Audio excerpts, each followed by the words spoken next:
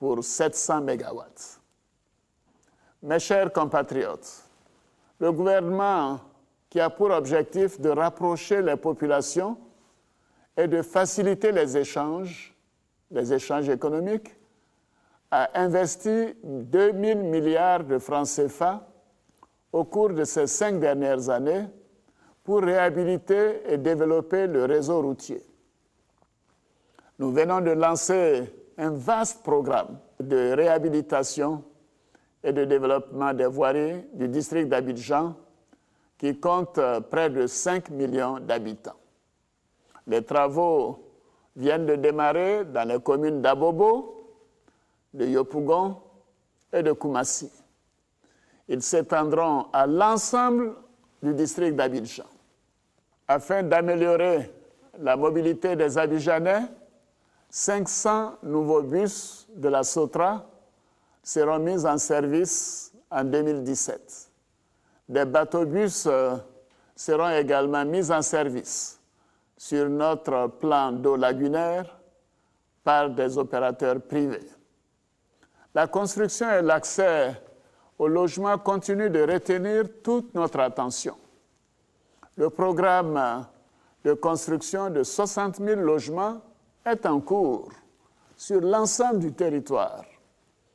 La remise des clés aux souscripteurs a démarré et se poursuivra tout au long de l'année 2017.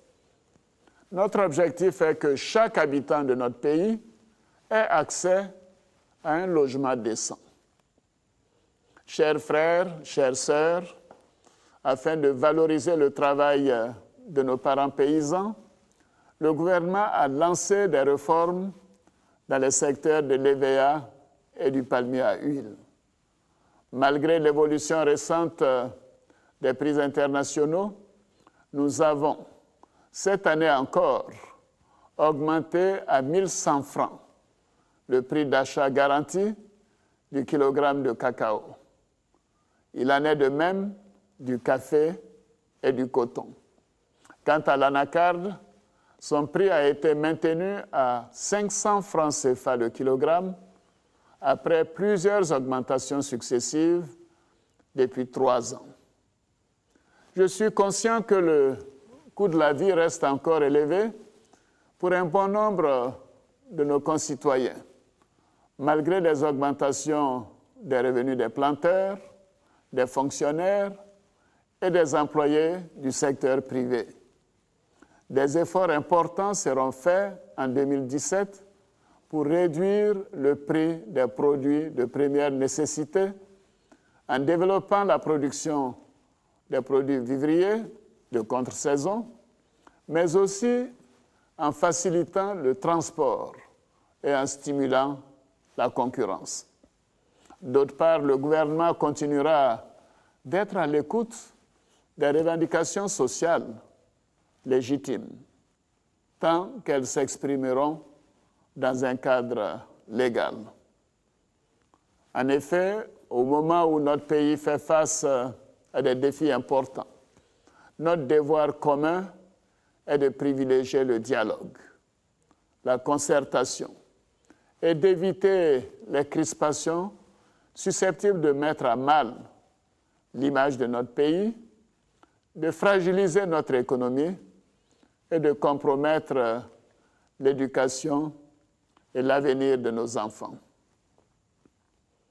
Mes chers compatriotes, notre politique a pour objectif d'améliorer le mieux-être de nos concitoyens et d'assurer notre sécurité.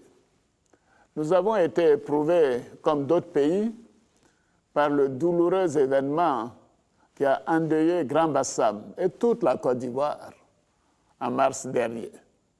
Une fois encore, notre compassion va aux victimes et à leurs familles.